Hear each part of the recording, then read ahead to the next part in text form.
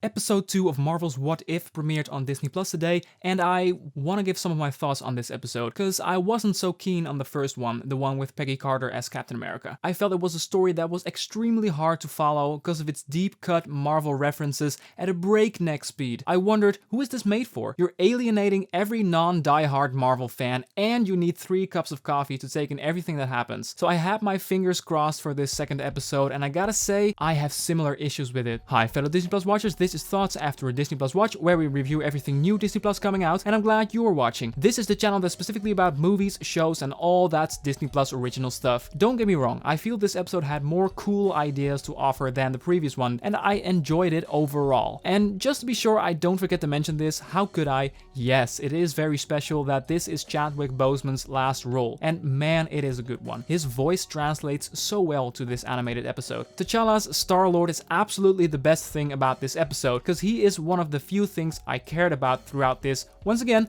extremely frantic and overly fast-paced adventure. His arc is awesome in this. So just fair warning here before we go any further, I do want to discuss spoilers from here on out to really do this episode justice, so you can press that watch later button if you haven't seen this yet. Still here? Let's continue. Before this episode goes completely bonkers and throws itself off the rails a bit, the opening scene is amazing. And why is it amazing? Because I feel this opening scene where Korath is arresting Star-Lord, also known as T'Challa, is the best display of how the what-if concept can be actually compelling. The whole perception of the name Star-Lord is apparently completely the other way around here. In the original movie, Guardians of the Galaxy, Korath doesn't know what the F Star-Lord's talking about when Peter Quill announces his title. Here, Korath appears to be the greatest fan of Star-Lord, and he thinks it's an honor to arrest him. We see that T'Challa is truly a greater person than Peter Quill, because he actually made a name for himself. He doesn't say it, he actually did make a name for himself. And all the mixed signals Korath gives T'Challa while trying to arrest him, like, oh, classic Star-Lord move. It was hilarious, and it's the best what-if inspired scene so far, in my honest opinion. Okay, after that we go back in time when T'Challa was a kid and accidentally was picked up by the Ravagers. I really like the scene where it appears T'Challa is the wrong guy and Yondu just shrugs and decides,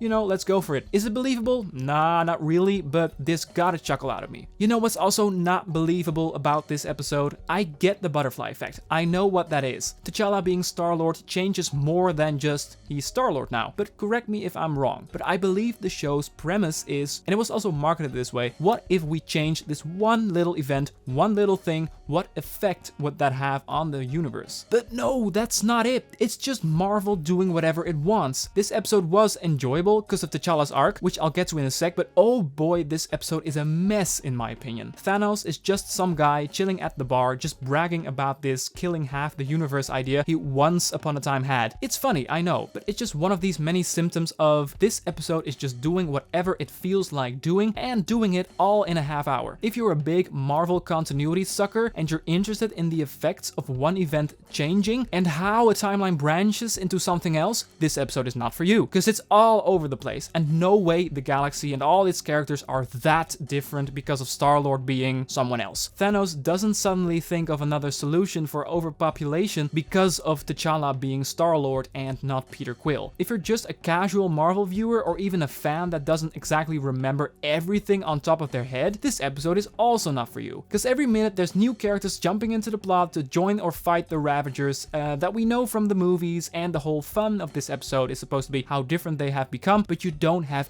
any time to ponder the question. There's no time! There's such a rush. Also, the main mission of this episode, getting this embers of genocide, I managed to write that down in all its chaos. Okay, cool. Explain to me what that is and why it matters. No, it doesn't. The episode completely skips over why the Ravager crew is doing what they're doing. You're just along for the ride, and most of us will probably stay behind. When I heard about that they were going to do this story, I actually thought I was going to dislike the idea and was probably going to like what they were going to do with it. Well, it's the other way around. The way T'Challa is set up to be Star-Lord and also what arc he goes on through this episode is something I like. It's a great idea because we see him actually betrayed by Yondu for lying to him his whole life about his Wakanda origins, and we see him returning to Wakanda at the end of the episode, and I thought, well, this is satisfying. We see the emotional ramifications of the what if event this week. That is why I definitely think this is better than the one last week we got. And this episode looked amazing, by the way. It definitely looks better than last week. I don't have much to critique about it. And the score was great. Some Wakanda percussion work I noticed. The main Guardians of the Galaxy theme from Tyler Bates returned. But this episode should also be just an hour long to really ponder the question,